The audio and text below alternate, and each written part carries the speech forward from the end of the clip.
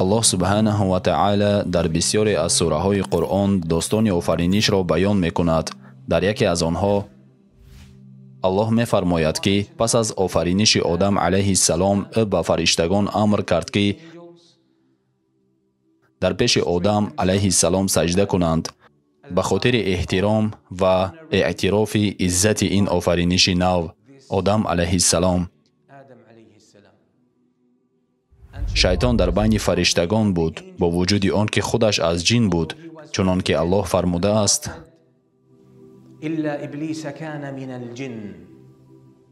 шайтон фаришта набуд, гарчанде ки дар миёни фариштагон қарор дошт. ӯ дараҷаи махсуси ибодатро намоиш медод ва аз ҷумлаи касоне буд ки ба саҷда кардан назди одам фармон дода шуда буд, ва аммо ӯ бошад рад кард, қабул накард, итоат накард ва ба офаридагор аллоҳ субҳанаҳу ва таъала муҷодала кард.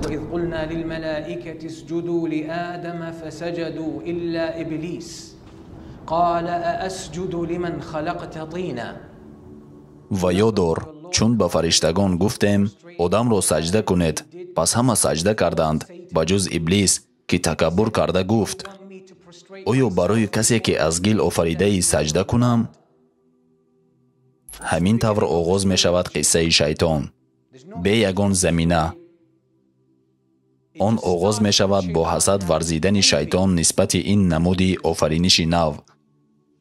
пас аз он аллоҳ фариштагонро ба саҷда амр мекунад, вале шайтон мухолифат карда рад мекунад.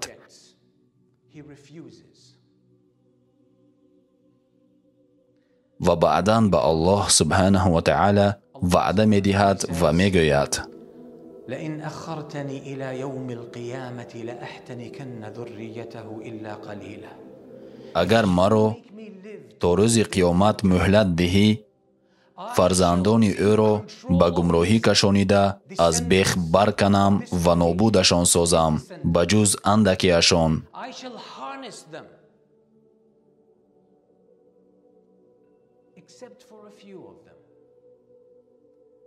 ва барои ҳамин паёмбар саллаллоҳу алайҳи васалам дар ҳадисе фармуданд: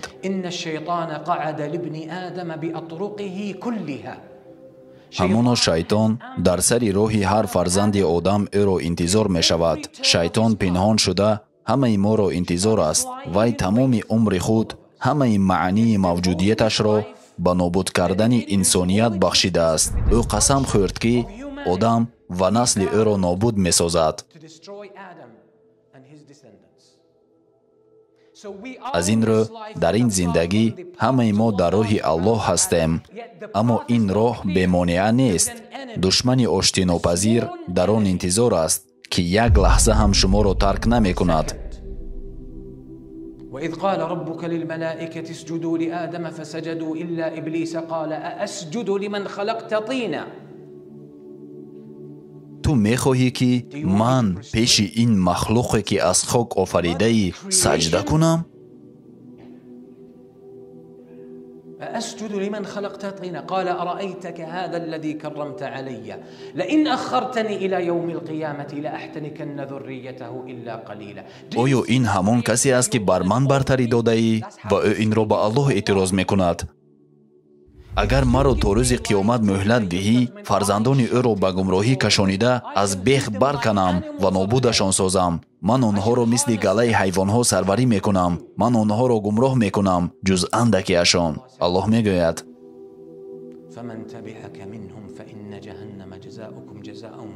аллоҳ мегӯяд: бирав аз ин ҷо.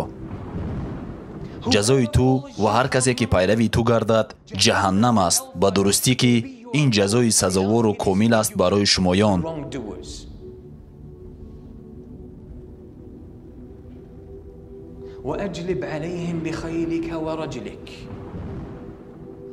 назди онҳо бирав, бо ёрии саворону пиёдагонат бар онон битоз, тамоми қувваи худро ба кор бар.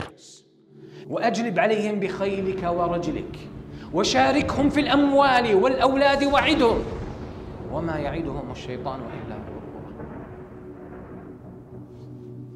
و در اموالو فرزندان شریکشان شو تو میتوانی با آنها همراه شوی، حسیات آنها را دستکاری و اداره کنی و زندگی آنها را از همه جهتها خراب سازی. برایت این قابلیت ها داده شده است که تو مردم را آزمایش کنی. اما آنان که پناه میجویند به الله با پناه جستن حقیقی، پس آنان از این همه در حفظ و امان خواهند بود و به آنان وعده های واهی بده، ولی شیطان به آنان وعده نمیدهد مگر به فریب. شیطان از روز اول الکی قرار داد که غیر از نابود کردن شما یگان نقشه دیگر، مقصد و خواطری و یا هیچ کار و بار دیگر ندارد. در دوام تمام راه زندگی او شما را انتظار است. او پیشکی کار میکند. برای همین الله میگوید ان الشیطان لکم عدو فاتخذوه عدوا. بی تردید شیطان دشمن شماست، پس شما نیز او را دشمن خود گیرید. در خاطر داشته باشید که شما در جنگ و نبرد هستید. ان الشیطان للانسان عدو مبین. همانا شیطان دشمن آشکار برای انسان است. در دوام حیاتتان یگان لحظه نیست که از مکر و حمله شیطان امین باشید. شما زیر حمله دائمی قرار دارید. پیامبر صلی الله علیه و سلم ما را هشدار دادند، گرچند که بعضی ها فکر میکنند که شیطان تنها آرامانه وسواس میکند. بسیاری ها حیات خود را زندگی کرده حتی درک نمیکنند که نزدشان شیطان است. به شیطان اهمیت نمیدهند، با اشاره به آن که گویا وی تنها وسوسه میکند و خلاص. اما ما تصور هم نمی کنیم که او تا چی درجه به حیات ما، فکرهای ما، حسیاتمان، خواهشها جلب کرده شده است. پیامبر علیه السلام میفرمایند فناء امتی بالطعن والطاعون واخذوا اعدائكم من الجن.